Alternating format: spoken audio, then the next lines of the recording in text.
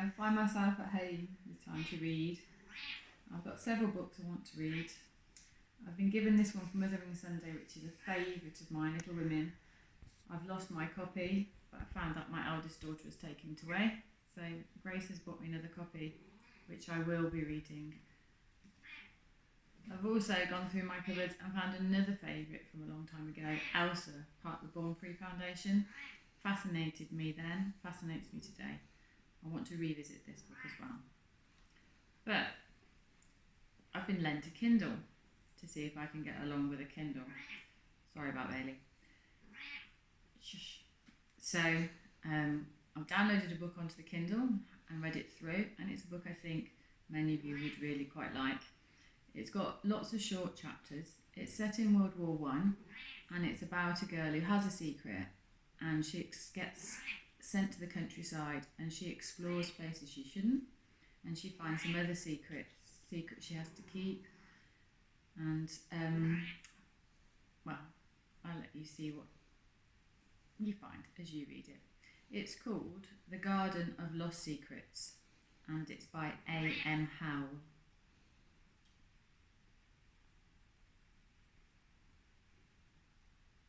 If I stop stroking him, he'll walk all over me. Chapter 1. New Home.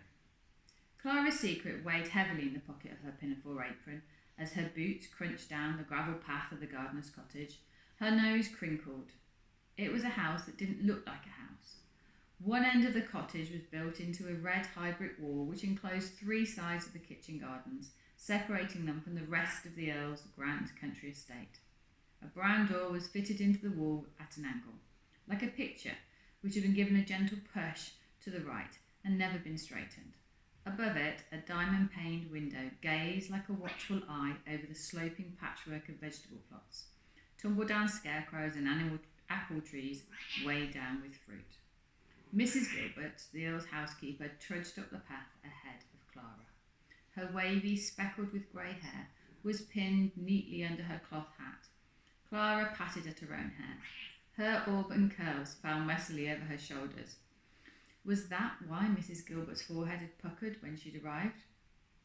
Clara turned and stared into the gardens.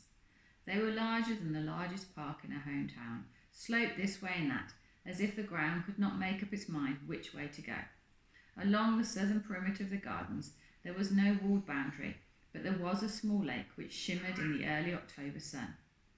4 glass hothouses of varying sizes stood in the centre. Condensation steamed up the large windows, fat leaves pressing against them like they were trying to escape. A man with a stooped back was whistling loudly and out of tune as he pushed a barrow load of burnt orange pumpkins and green marrows along a path between the hothouses towards her. 2 younger men were chatting in the orchard, the rise and fall of their voices chiming with the soft thud of the apples as they dropped them into wicker baskets.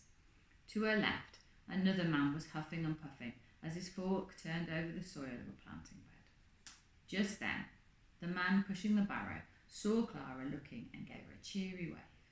She was about to wave in reply when Mrs. Gilbert's voice, tight with irritation, rang across the gardens. "Come along, Clara!" The man with the barrow lowered his head and walked on. Mrs. Gilbert opened the brown door. It was unlocked. Clara's throat tightened, as did her grasp on her secret, as she followed Mrs. Gilbert into the dingy hallway. Clara swallowed and put her small case down on the tiled floor. At the end of the hall stood a man whose coal black bushy hair tickled the low cottage ceiling.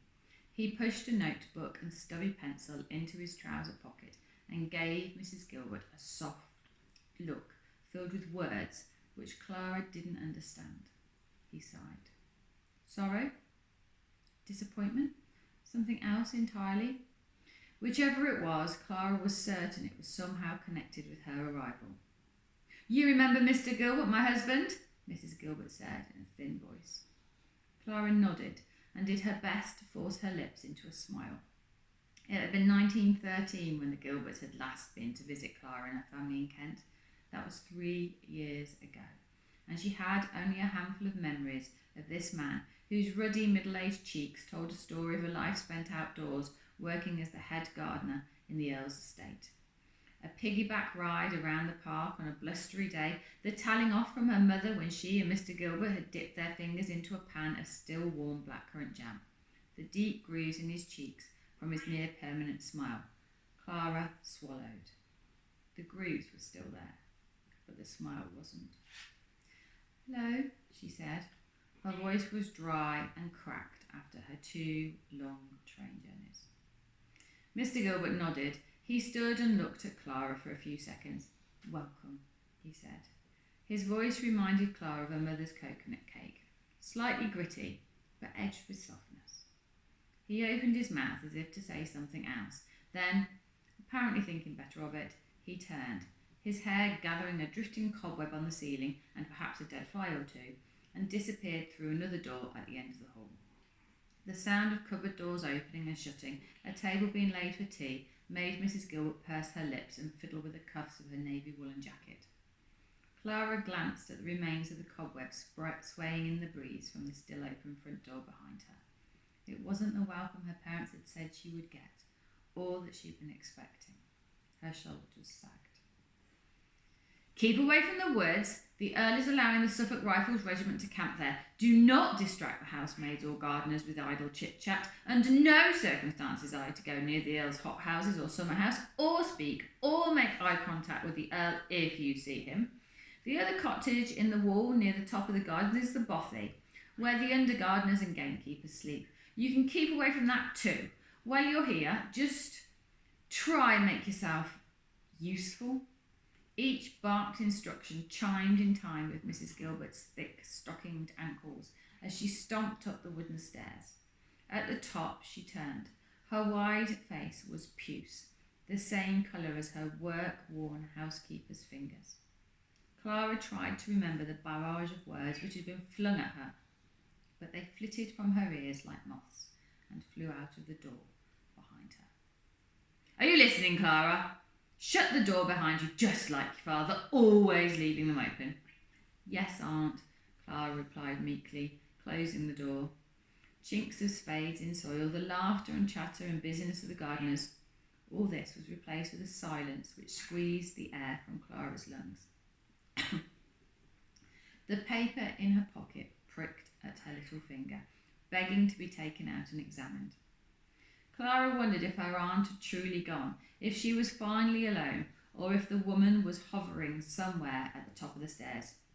"Later," she whispered under her breath to the paper. It didn't reply. "You may call me Mrs. Gilbert," Mrs. Gilbert said, in a voice so low it seemed to slither down the stairs and curl around Clara's feet like a snake. Clara clenched her toes until they ached, wishing the snake would vanish. "I'll show you your room," Mrs. Gilbert said, her voice still sour but less serpentine than before. Pushing her secret deeper in the folds of her pocket, Clara gritted her teeth, picked up her small suitcase and followed Mrs. Gilbert upstairs.